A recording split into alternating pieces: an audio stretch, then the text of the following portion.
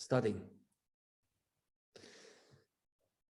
Hi, Brian. Nice to have you on my start of the show. You know, just I'm glad to have you on this show. I've been following for a long time when you were writing under the pen name of Tony Catalucci. So, can you tell us about your journey in Thailand? I mean, how did you come up with this activity of writing articles and doing videos? So, you know, I always tell people I started out as a U.S. Marine when I was 17 years old, and I was just out of high school, and I was very patriotic minded. But as soon as I joined, I was disillusioned. I started to see what this was all really about. And even though I was never in combat, I never went off to any of the wars the U.S. was fighting at the time, because I joined in 2000. And then there was 9/11, and then the invasion and occupation of Afghanistan. But I never went to Afghanistan. But I was in Japan. I traveled from Okinawa to the mainland of Japan, also to the Philippines, and also to Thailand during training. And just the way the military, the U.S. military, was treating U.S. allies was bad, and it disillusioned me. And of course, at that time, they started preparing for the Iraq War, and even people around me in the military could see through that, and that there was really no evidence of weapons of mass destruction. This was something the U.S. would go and do, and so everyone was just going to go along with it. And I had senior officers, people that were in charge in the regiment that I belonged to, even they were saying, you know, I understand why you want to get out. I can't, because I've spent my whole life, and then it's my retirement. My whole life depends on it. They would say things like that to me in private. So I felt like I was making the right decision by getting out, and I decided to go to Thailand, one of the places that I had gone for training. I loved the country when I was here for training, getting to know the people and the culture, and I have been here since then. And I've never regretted it. I'm very happy to be here. And then of course I started writing about politics, because what was being said about even the war in Iraq, even though everyone knew they were being lied to, the fact that you would turn the TV on or go to any website and just be constantly lied to about what was going on there, it was frustrating that nobody was speaking up about it. So I just thought I would just start writing. And I was doing a lot of my own research just to understand what was happening. And I felt like, why not put this on a blog and share it with anyone who might be interested? And then come the Arab Spring in 2011, because I started covering US interference here in Thailand. I was looking at the color revolution mechanisms that were at play here. And when the Arab Spring began unfolding, I knew immediately what that was all about. And so I used my knowledge from seeing it firsthand here in Thailand. I used my knowledge to try to raise awareness of this, and now in hindsight, everyone says clearly, oh, that was U.S. engineered, obviously. But at the time, it wasn't so obvious, and a lot of people who agree with me on this now had completely different opinions on it, a different take on it at the time. And so now, about Myanmar and all of these things happening now today, we still have people coming out and trying to say, no, I think this time it's for real. And it's not. Just follow the money. It's so simple. So yeah, this is what I've been writing about for over 10 years now, following the money and showing people what these are really about. Not popular revolutions. This is organized regime change driven by the US government.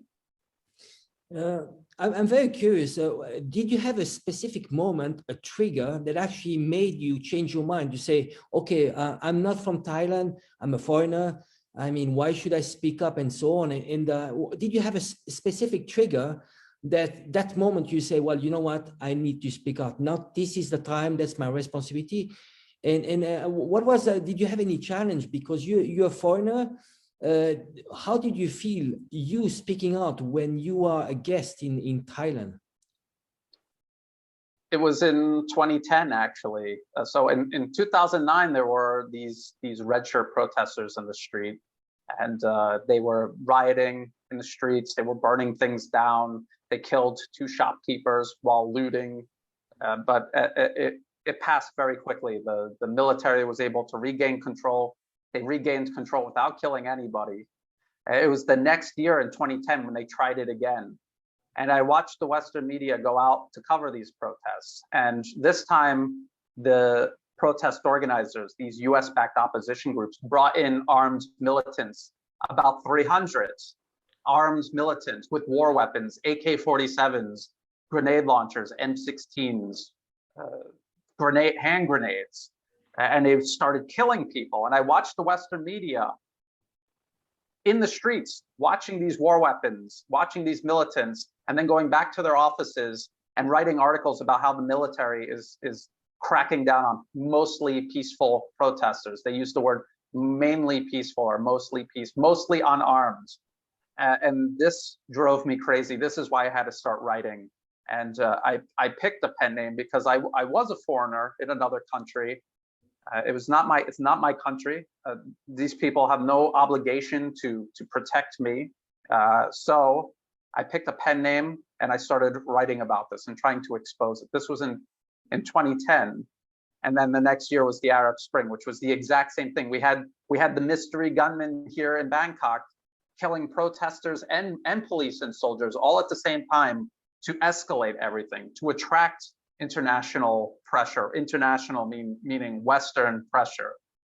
So that was the trigger, the 2010 violence here in Bangkok. Yes, there's an institution called the monarchy, and it's very specific to Thailand.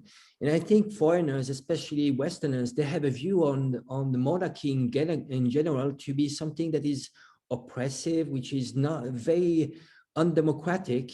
So basically you have two sides. You have the pro-monarchy, and then you have the opposition, which is backed by the USA. Could you tell us a bit more about what is the function of the monarchy in Thailand? Well, that's actually a really good point. And this is one of the most difficult things about covering Thailand. People will accuse me of being a monarchist. And a monarchist is someone who prefers the form of government run by monarchies. And that's definitely not my case. I admire the Thai monarchy, only the Thai monarchy, because it is an institution that has fought against Western imperialism for centuries. It unifies Thai people. It prevents foreign interests from coming into the country and dividing people, which is a prerequisite to destroying and conquering a nation. And even in modern days, we've seen this. We're seeing this in Myanmar right now. So that's one aspect of the monarchy that I admire. Another aspect is I think it is childish political perception to just look at something and say it's a monarchy, so I'm against it. What does the monarchy do? What does the monarchy here in Thailand do? The current monarchy, the current King Rama X, his father spent decades developing rural Thailand, going out, encouraging the government to build up infrastructure to support rural communities, but also encouraging rural communities to work together to create cooperatives, agricultural cooperatives. These are very leftist concepts that the Thai monarchy was promoting. This idea of self-sufficiency, of owning your own land instead of being beholden to landowners, paying rent to live on somebody else's land. This is something the Thai monarchy was promoting. And even today, King Rama IX's son, King Rama X, he promotes this even to this day. We have Siam Bioscience. This is a pharmaceutical concern here in Thailand. And the whole point of this is to break dependency on Western pharmaceutical corporations. And one of the institutes that they work with is out of Cuba. So you have this is the Crown Property Bureau, controls Siam Bioscience, and they are working with Cuba, who is renowned for not only working for their own people, but using their expertise in healthcare to help people all around the world. So this is the kind of thing that the Thai monarchy is involved in. This is atypical for what you would expect as a Westerner, familiar with Western monarchies. This is atypical behavior, but this is what the Thai monarchy does. So people should try to add some depth to their understanding, look past the isms, and look at what the institution is actually doing for people. It made a big impression on my life because before I came here, I just had my military training, which you cannot get a job doing that in the civilian world. It was the Thai monarchy and his the king's philosophy of self-sufficiency that got me interested in things like industrial design and doing tangible projects to help people in the community. This is what got me started in my profession as an industrial designer, because I'm actually not a journalist or a geopolitical analyst. I mean, it's something that I do, but my chosen profession is industrial design, and that this was inspired by the work of Thailand's king. Could you give us a little bit of background when you had the red shirt and Thaksin coming over? What is the background of Thaksin and this movement, which was they call themselves socialist? I mean, are they really socialists? Because you just mentioned before actions, you know, by the monarchy, which were quite socialist. Then you have this group, self-proclaiming socialists. Can you give us the background and also what is where does Thaksin come from and what was his purpose? What did he want to do? Okay, that's again, that's a really good question, because a lot of people will see the red shirts and all of the communist and socialist symbology, but then they will totally miss that this is a movement that was created by a Wall Street-backed billionaire, because Thaksin's background before he became prime minister, he was doing things like serving as advisor for the Carlyle Group. And then while he was prime minister, he did things like try to push through a free trade agreement with the US without parliamentary approval. That was one of the big things that got him in trouble. He committed Thai troops to the US invasion of Iraq, which was also very unpopular here in Thailand, but he did it anyway. And he used the country to host the CIA's rendition program. One of the sites were here under his administration. So he did things like this while he was in power. And then when he was ousted in 2006 by a military coup, because he was creating basically a single party dictatorship, this was what he was doing. And he was doing it with Western backing. When he got ousted from power, he had many powerful Washington lobbyists, including James Baker's Baker-Bott lobbying firm. James Baker was also part of Carlyle and the Bush administration. This is what he did after he was ousted from power. He was still completely connected to Washington and Wall Street. He is the typical proxy that they would use to set up a client regime in a country like Thailand. And so the notion that the red shirts, because they're wearing red, or that they have communist or socialist slogans, that somehow that means that's very superficial. Scratched just under the surface, it is a street front created by a political machine run by a billionaire and backed by Wall Street in Washington. That is what it is. So what was his purpose, Thaksin? I mean, sometimes they put people like him at the head to sell state-owned assets, the jewels of a country, or what was his purpose? I mean, and the backing of the US. Why use Thaksin? Why would the US meddle in Thailand? Especially Thailand has been historically more leaning towards the US. Why create trouble in a country which is already your ally? It's Thailand being a close ally of the US, I think this is a leftover myth from the Cold War.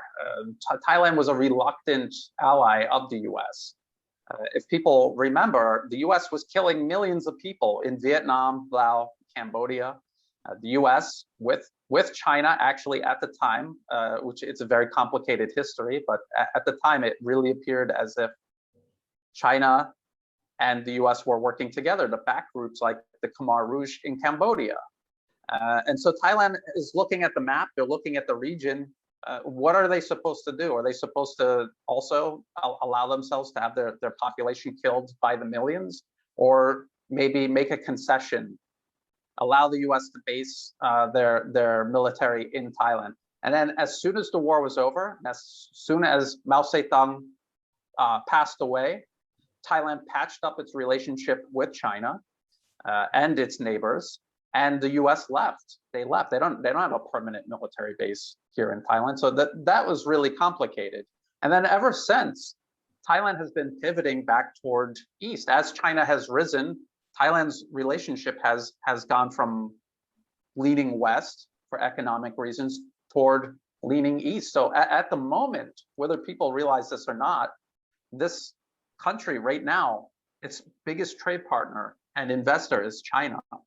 Biggest source of tourism comes from China. More tourists from China than all other Western countries combined. They're building the high-speed railway into Thailand, through Laos into Thailand. This is part of the One Belt, One Road initiative. So even at the time with Thaksin, the US knew China was rising. This was to head this relationship off before it reached critical mass, which it's reaching critical mass right about now. Could you explain a little bit how is the US meddling? Is it like through the National Endowment for Democracy? If so, what is the strategy? I mean, how do they work? Can you throw in some information about the Gene Sharp? You know, like maybe some parallels. If you can draw some parallels with the Maidan Revolution and the whole process, how do you create a revolution?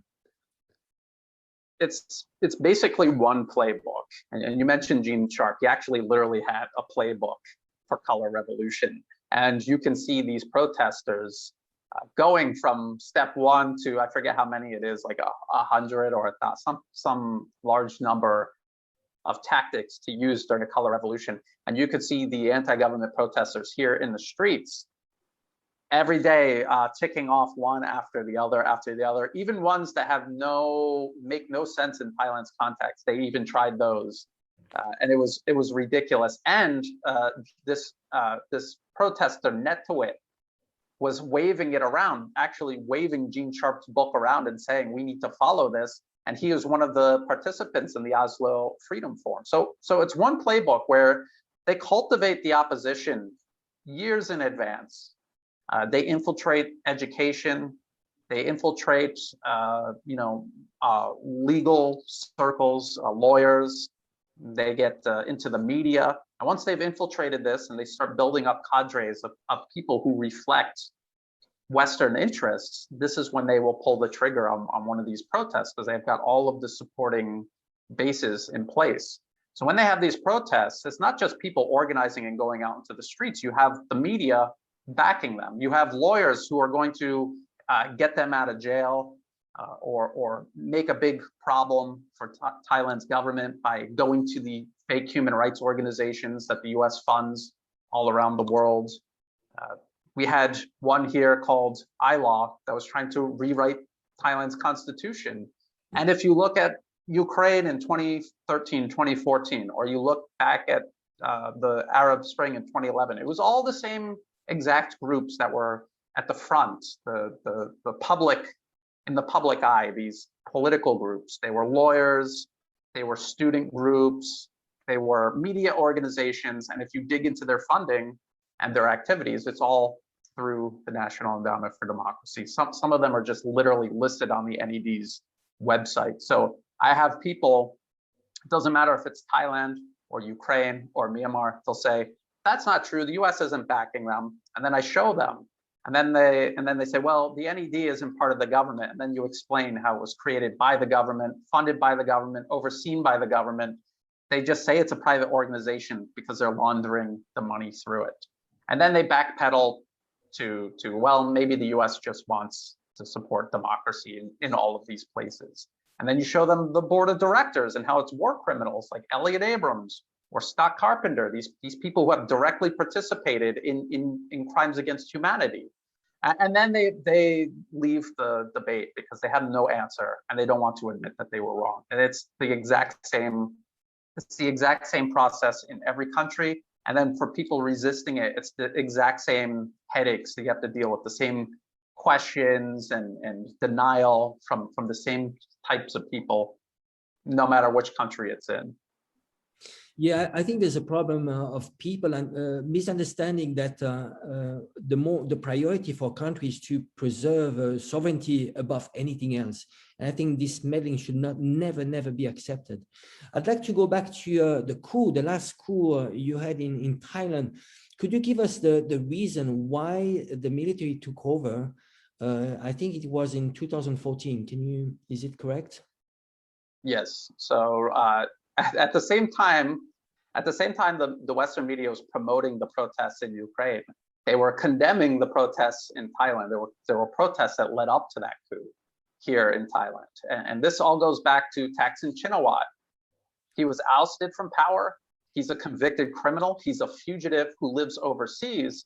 And yet in the 2011 elections, general elections here in Thailand, his party ran basically openly as his proxy, and his sister was his placeholder. She wasn't a politician. She just had the last name Shinawatra, so she ran as candidate for prime minister. Their slogan for the 2011 election was "Thaksin thinks, Pheu Thai does," which Pheu Thai is the name of his political party. And so he was openly running for office as a fugitive hiding overseas. Could you imagine if Donald Trump was a convicted criminal, fled to Russia, and was still running for president, and had his son as his proxy? It would be unthinkable. But yet, this is what the Western media was supporting and claimed was a democratic landslide victory for when Thaksin's sister Yingluck Shinawatra got into power as prime minister in 2011. And then what she did was immediately start trying to change the laws to exonerate her brother, bring him back, and so that he could be prime minister again. It was ridiculous. It was something that if you did as satire, people would say that's ridiculous. You know, satire should be more subtle, but this was something they were really doing. And then on top of that, to buy votes, because they claim that they're very popular. They're not. And what they do is they buy votes. And to buy votes, they proposed this rice subsidy scheme, which was going to give way over market value prices per ton for rice. And what this did was distorted the markets, then crashed the markets. And then other countries that sell rice internationally had this huge advantage because the quality was dropping in Thailand because of corruption. Cronies in the government were importing rice from Cambodia and using inferior rice just to check it in. You know, like, here's a ton of rice, and then they would get their money. So the whole fund collapsed. There were farmers, 1 million farmers, who didn't get paid for over 6 months. Do you know anyone, let alone a farmer, who can wait 6 months to get paid for their work? You know, and this was what was going on. So even farmers who had voted for Yingluck Shinawatra and her party ended up in the capital joining the protests. And of course, just as in 2010, there were armed militants who came out, and this time they were attacking the protesters. Almost daily drive-by shootings, grenade attacks. They killed women and children, and then eventually the military intervened, not only to throw out Yingluck, who had no legitimacy even from the beginning, but also to stop the violence. So that's the background there. So back then it was Thaksin and the Red Shirt movement, and recently there's a new movement which is led by Thanathorn. Could you give us the link? What is the link between the two of them, and why in 2019, during the last elections, they didn't ally and have a front against the pro-monarchy, the United Front? Well, actually, they did. I mean, Thanathorn's party, Future Forward, at that time, it's now called Move Forward. Their political headquarters is literally the next building over from Thaksin Shinawatra's Thai political headquarters. They have joint press conferences in the room. They'll like go downstairs and go over into the other building and do joint press conferences. They immediately, after the election, created a coalition, an opposition coalition, and Pheu Thai, Thaksin's political party, literally nominated Thanathorn as their candidate for prime minister after the 2019 general election. So they were working together. What they were trying to do was spread out their party as much as possible. So they made multiple parties, but it was all ultimately run by Thaksin Shinawatra and his foreign backers. And they had all of these different parties pretending that they were trying to grab different parts of the electorate. But at the end of the day, they were all going to work together because they're all run by the same handful of people. So Thanathon is just a rebranding. These protests are just a rebranding of the red shirts. Some of the protests literally do just have red shirts that show up. We saw all the way back in, I think it was around 2011, between 2011 and 2014, you saw some of these characters around Thanathon bringing in red shirts and trying to, educate them about this like very fake leftist dogma that they were going to try to dress them up as, so they didn't look like just street thugs, that they would look like a student movement. So this was just an exercise in rebranding. And they've tried as hard as possible to make it look like they're not connected, but obviously they are. It's very clear that they are. So what is the geopolitical game of the US? What do they want to do? There is something, there's the Belt and Road Initiative, and we clearly see that these oppositions are against anything which is related to Belt and Road Initiative. So what is the political game of the US to back those opposition groups? I think a perfect example to explain why is Thanathon himself. Before the 2019 election, he went to the United States to, I don't know, like it's an election in Thailand, but you're going to the US to campaign. Very bizarre. And one of his stops was at this Hyperloop, like this Hyperloop test track or something. I don't even know if it was finished yet or not at the time. And the Hyperloop is a great idea, but it's not a solution to anything. It hasn't moved any real passengers at all, and it won't for many years to come. And then when he returned from the US, he said that the Thai government signing a deal with China to build a high-speed rail was the wrong idea, that they should invest in Hyperloop instead, which is, again, it's childish. It's not something you would expect a grown adult, let alone someone who wants to be prime minister, to say, because, again, the Hyperloop it's a concept. It's not a real infrastructure project yet. It won't even be working in the US for years to come, if ever it comes. So what he was doing was condemning a actual real solution that moves billions of people in China every year, that is proven technology. He's trying to block that project, and the substitute is non-existent. So he's just blocking development. He's not actually proposing a real alternative. And this is what the US wants in every country surrounding China. Someone like Thanathon, who is going to block real development, make these promises, these fantastical promises that will trick kids, because that's his target audience. Kids, a lot of them aren't even old enough to vote, his support base.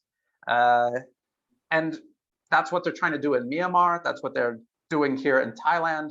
They were trying to do that in Cambodia. That got uprooted pretty much completely. They were doing that in Hong Kong, as you know, and as you've pointed out. This preying on young people who don't get how things work, promise them these fantastical things that could never possibly happen, and adults know it can't happen. They have the experience. They know how hard it is to build anything. Building this Hyperloop in Thailand, ridiculous.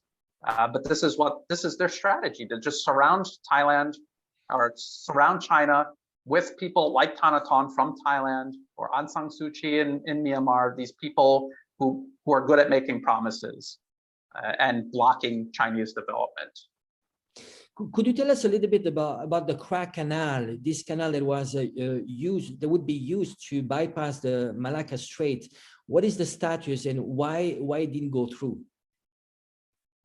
I've looked into this a lot recently. It's actually very, very interesting, just as an engineering project. It's a very challenging engineering project because it would be going over very difficult terrain, and the levels, the sea levels are different on both sides. And if it were built, it would be huge, because it would allow ships to go from one side to the other much quicker than going around Singapore. Much quicker. It would save days. They've actually already built a highway between two proposed points to kind of make like an overland bridge. So you would unload the ship on one side and then bring stuff to the other side. But they never built the ports, or they haven't built the ports yet. So there's a range of engineering issues, political issues inside Thailand, and of course, geopolitical concerns that have gotten Thailand interested in this, blocked it or delayed it, and then ultimately blocked it. So this is it's something we should all keep an eye on. Always keep an eye on this, but it's not. I don't think that it's just because the U.S. is putting pressure on Thailand not to do it. I think there's a lot. It's a very challenging engineering project, just on its own. You mentioned the civil unrest in Myanmar, and well, I've heard this Milk Tea Alliance. Could you give us a little bit more information about what is happening? Is it related to the pivot to Asia? And maybe actually could be interested to go back to the Pentagon paper. I mean, is that all related? The Pentagon paper, the pivot to Asia.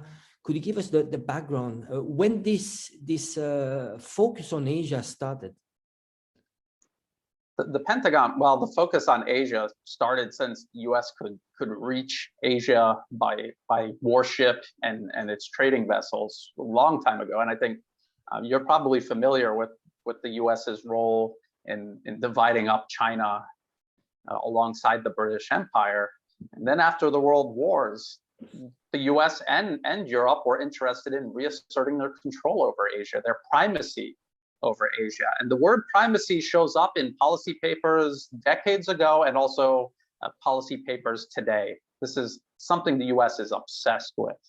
The Pentagon papers were leaked, I think is like in the late 60s or 70s.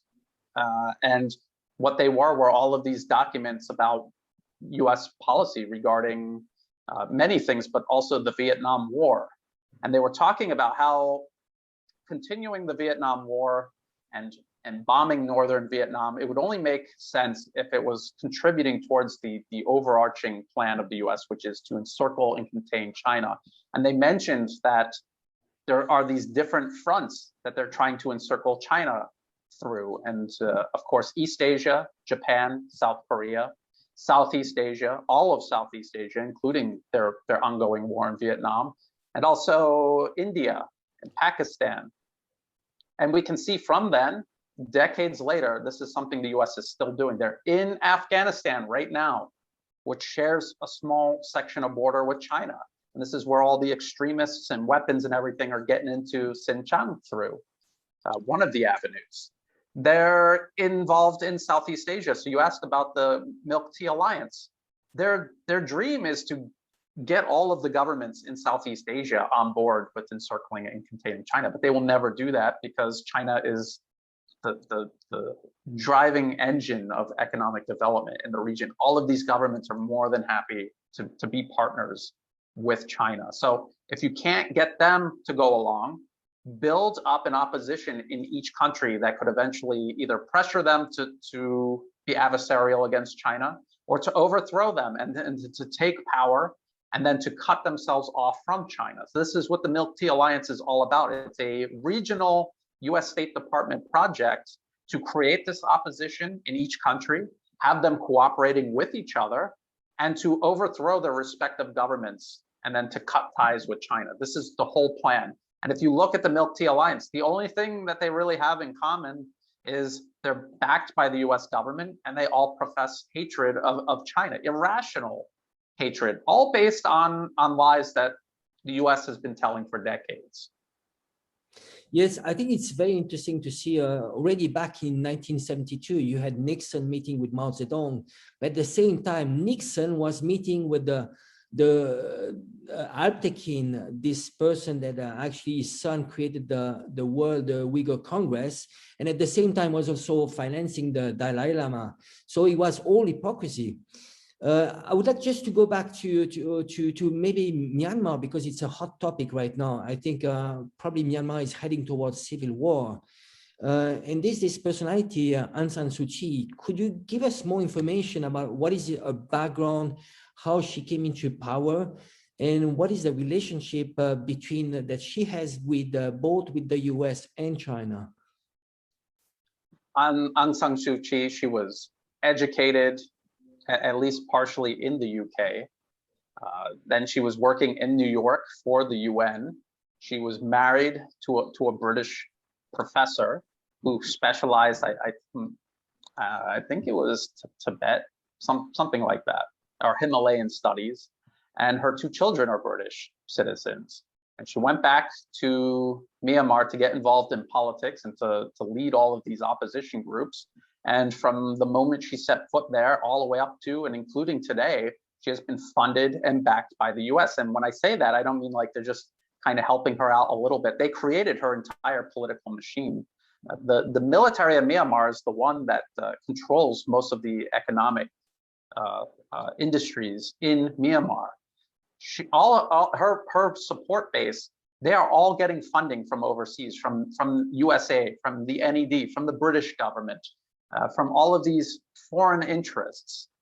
And again, like they're all very anti-Chinese.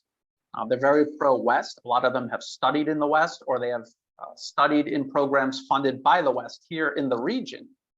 And the information minister, before he was ousted out of power during the military takeover in February, he was actually trained at some program here at the FCCT, the Foreign Correspondents Club of Thailand, which was funded by Open Society. And then he went over to Myanmar and became the Minister of Information. So Aung San Suu Kyi is like the ideal client regime of the West from top to bottom. It was created by the West. And actually, you sent me the information about Sean. What is his name? Yes, and he's part of some Myanmar Development Institute, which gets funding from USAID, and he is Aung San Suu Kyi's financial advisor. He's just this white guy running around Myanmar advising a supposed leader of the government. So it couldn't be more like the Myanmar under the British Empire, unless you had just British viceroys running around. And it's sad. And when she was, that brief moment where she was in power, sure, she was doing business with China. If you look at Myanmar's economy, they do almost all of their business with China, and then number 2 is Thailand, and then number 3 is Singapore. So they don't actually have economic activity with the West. So in order to keep the country functioning, to keep people in jobs, she has to sign deals with China. She has to keep things going. I think eventually her plan was to incrementally start selling things off to the West and to bring the West in. That's one theory. Another theory is that the West didn't really care about Aung San Suu Kyi running a functioning country. I think maybe ultimately they wanted to just destroy the country, leave Aung San Suu Kyi with a smoldering pile of cinders, just to place this dead weight around the neck of China and the rest of Asia, because the US sees China as the biggest threat, but also Asia as a whole is rising and will bypass the US, will pursue their own interests on the world stage independently of the US. This is something the US has openly stated is unacceptable. They will not allow. So that could be another reason why. Yes, there's a project, a dam project that was stopped a decade ago. Can you give us a bit, what did she do? I mean, what was she part of this blockade of this project? And who was, I heard about some NGOs, more like green NGOs. What was behind this? There's the Nisson Dam, and this was proposed by China in cooperation with the Myanmar government, which at the time was run by the military. And it was Aung San Suu Kyi, it was her political party, it was her supporters, it were these monks. They're supposedly monks, but they're always out beating people with steel rods and chopping people up with machetes.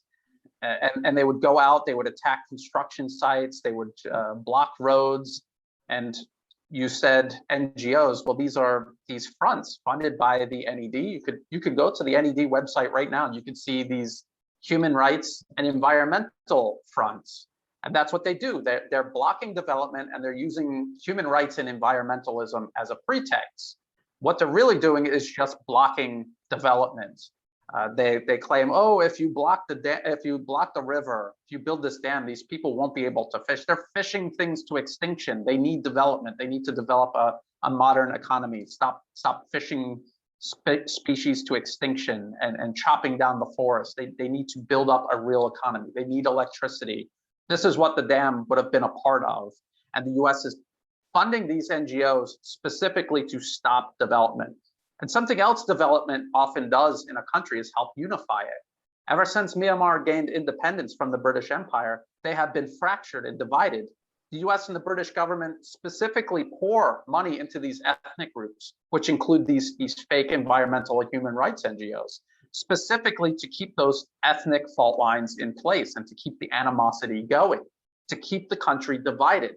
If you were building highways, railways, dams, infrastructure for people, building up economic prosperity, these people would end up putting those things aside, uniting as one country, and they would be able to work together for their collective interests.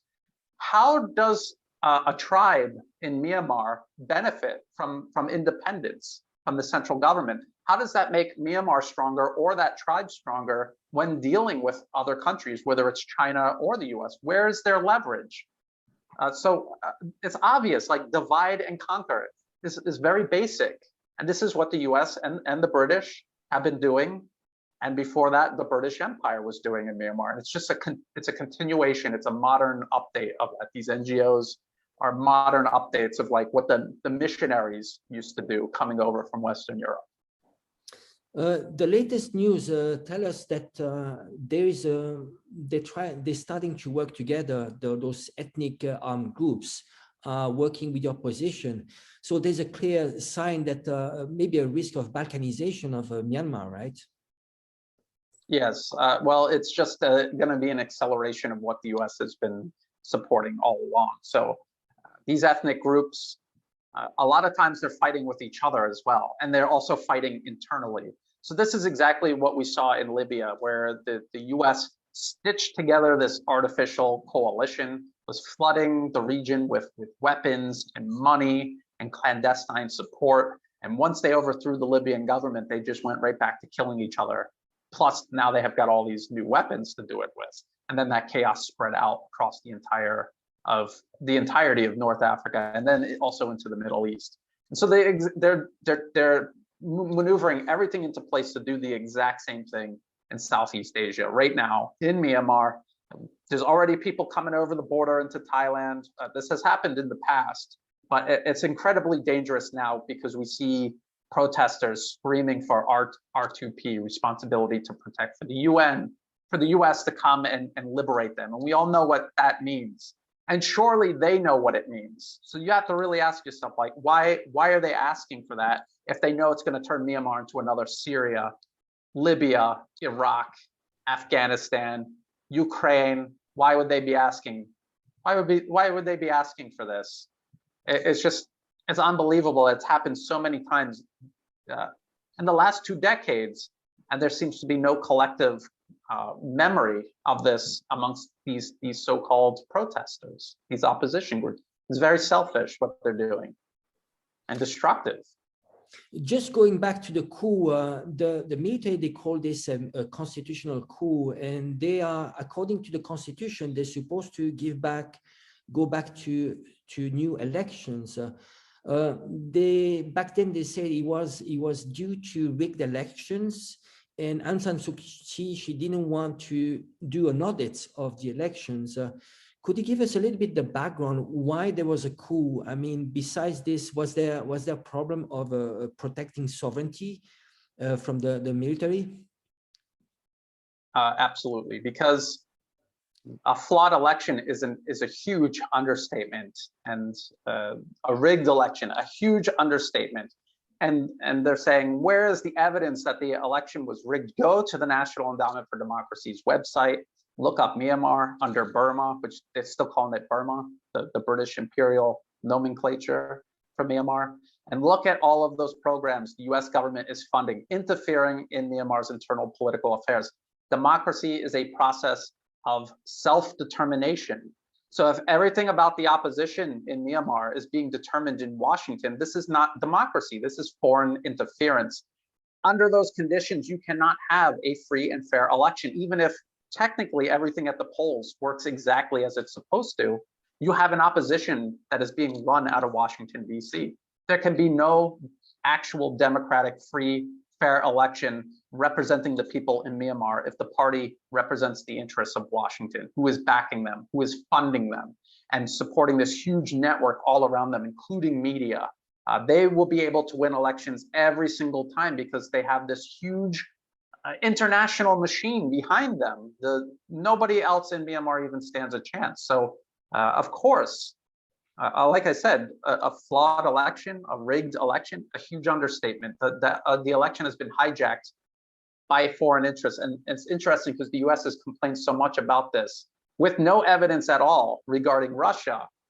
And they've made it out as if it was like another Pearl Harbor or 9/11. And yet they've done this to Myanmar, and they're condemning the military for trying to set things back on track. And just as you said, it's an issue of sovereignty. That election was a huge violation of Myanmar's sovereignty.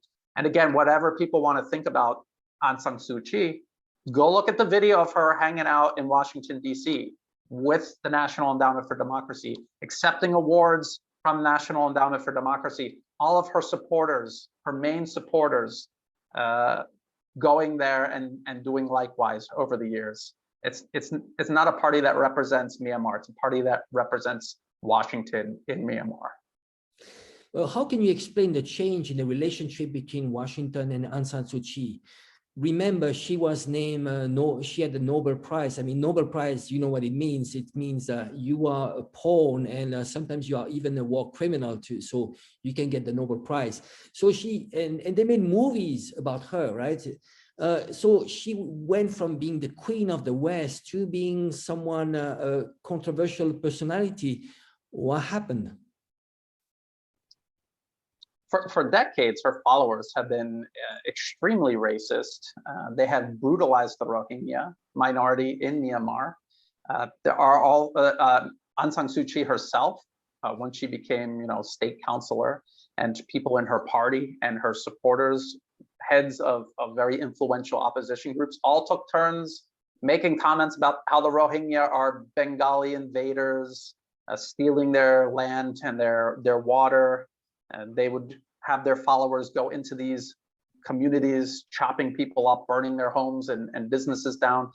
So just like what the US does with Saudi Arabia, they cover all of that up. And then if Saudi Arabia deviates even the slightest from US interests, all of that dirty laundry is aired. Everyone gets to see it.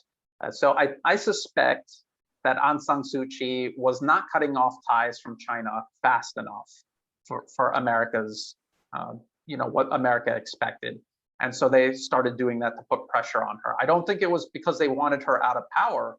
Obviously they don't, because now they're trying to get her back into power.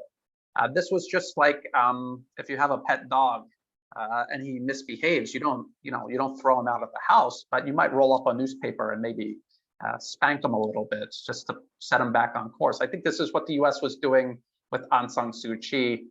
And again, like with the whole Rohingya crisis, it was very clear that the US was looking at that as an opportunity to maybe get involved internationally. They were playing both sides. They were trying to infiltrate the Rohingya groups. They had already long infiltrated the anti-Rohingya groups. They controlled all of the fake human rights groups involved on both sides. And so they were trying to use that as a vector to get involved, maybe militarily or through the UN, to get some sort of presence there in Myanmar, right on China's border. And when they couldn't, now they see this new crisis as an opportunity to do that with the whole R2P thing all over again. So everything that is happening right now, I mean, we see like a Tibet independence movement, there's a Uyghur, there's Myanmar, there's Thailand. So there's this strategy of an encirclement of China. where do you see this going? We still saw there's a last bill which is $300 million, which is going to be invested against the Belt and Road Initiative. Where do you see this going between the US and China? That's interesting that you point out that bill, because people who checked out the Indo-Pacific framework published by the White House archives, this was from under the Trump administration, they were talking about how they need to communicate to the region how bad China is. And so now they have this bill. So it's just going to continue no matter who's president, doesn't matter. This is a singular agenda, like we were talking about with the Pentagon Papers, stretches back decades, actually even before the world wars. So what's going to continue happening is the US is going to continue this strategy. They're going to continue trying to destabilize countries. Regime change is very unlikely. Getting an opposition figure in like Aung San Suu Kyi, and then building a viable state that serves Western interests without China's, without any link to China economically is impossible. So what they're going to do is just slash and burn everything all around China and just try to surround it by these fires and hope that eventually they could light fires inside China as well, like what they've been trying to do in Xinjiang and Tibet and Hong Kong and also Taiwan. So it's going to continue like this, and it's going to be up to China and also leaders here in ASEAN and East Asia of asking themselves what kind of future they want to live in. Do they want to live in a future where they refuse to stand up to what the US is doing and burn in these fires that are being lit? Or do they want to get together? And I'm not saying like some kind of alternative version of NATO, but at least cooperate with media and getting these fake NGOs out and replacing them with real NGOs that actually serve the communities they're based in, doing things like this to kind of counter this, to take the US's pieces off the board, and to leave the US only one option dealing with Asia, and that's to deal with them on equal terms as partners. Everybody would benefit, just like what China's doing with everyone, just like what Russia's doing with everyone, and even Europe, Western Europe. Still, I don't think they're quite there yet, but I think they're starting to see the merit of dealing with people on equal terms and stop treating them like former colonies. They still got a long way to go, but there's hope there, and for the US, there's hope there too. But these interests driving this regime change campaign or encirclement, they're still very powerful. They're not going to change their minds. We have to wait for them to kind of fade, and then perhaps a new circle of interest in the US that have a more constructive worldview taking their place. Would you agree with me that if I say that US has no friends but only hostages?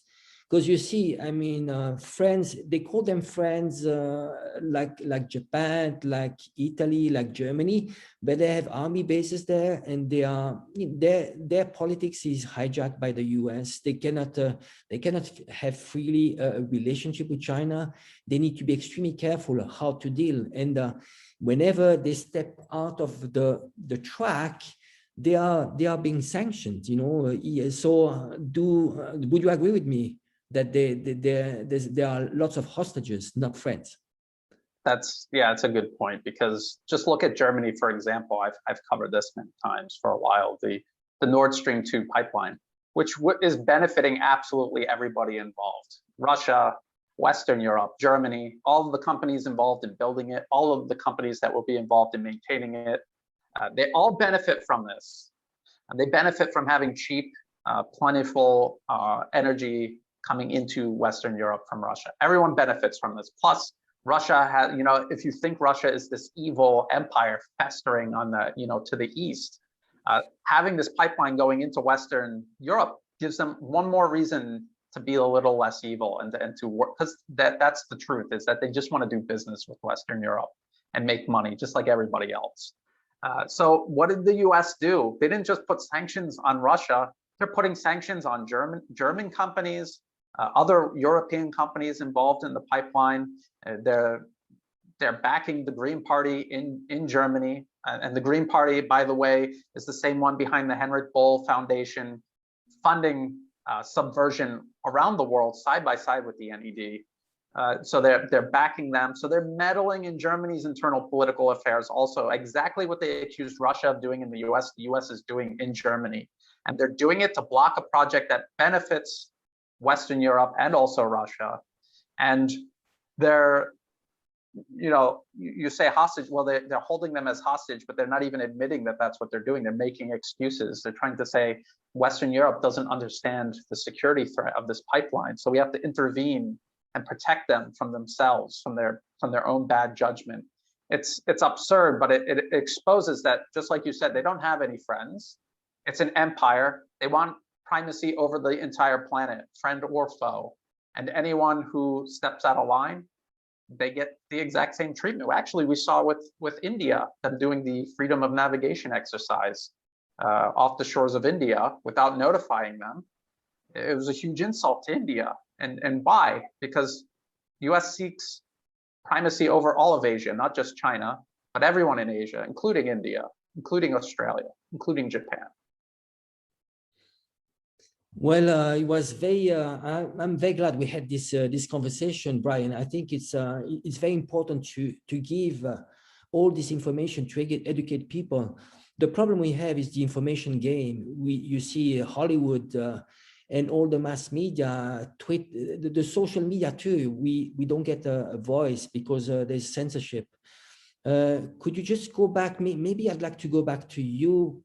Situation right now in terms of social media, you've been shut down, and how do you protect yourself? I also question I think sometimes I'm worried about your position. I mean, what you are saying, you are probably one of the very few, you're the only English speaker that is very vocal about Myanmar and Thailand.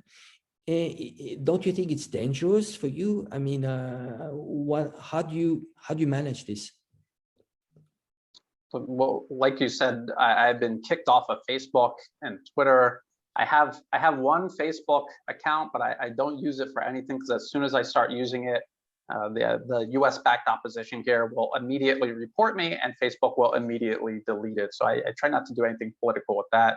Twitter, absolutely no way. I've had people make fan clubs to help support my work and spread it on Twitter and Facebook. They've been deleted. So you're not even allowed to talk about Brian Berletic on Facebook or Twitter, or you'll get deleted by Facebook and Twitter, which is a huge irony, because they're always talking about supporting free speech. And YouTube is the last US-based social media platform that I'm on, and I'm waiting for that, to eventually, disappear. I'm preparing for it, but also at the same time, every time they've tried to censor me, I've found ways to connect with more people and to get the message out further and further. I wrote under a pen name. I had to come out because the US Embassy was talking about my work and condemning it as disinformation. And Facebook and Twitter deleted my account, my pen name accounts, but also my personal accounts, all on the same day. So I knew they knew who I was. And so I had to come out. But since I've come out, I think I've reached a lot more people. And it's thanks to people like you, Angelo, and all of the people that you've helped point my work towards, and they've picked it up. And I'm hoping that I'm not the only guy talking about this, about Myanmar and Thailand. I'm hoping to change that. I want more people to talk about it. I want them to take this information and use it any way they can, just to get it out there. Because a victory by Wall Street and Washington anywhere on earth is a setback for anyone else on earth that is facing the same threat. This is why I covered Syria for 10 years. I don't live in Syria. I've never been to Syria, but I saw what was happening to the people there, to the government there. And I felt, if I don't speak up about this now, when it's coming back to Thailand, nobody's going to speak up about it then. So it's a duty for all of us.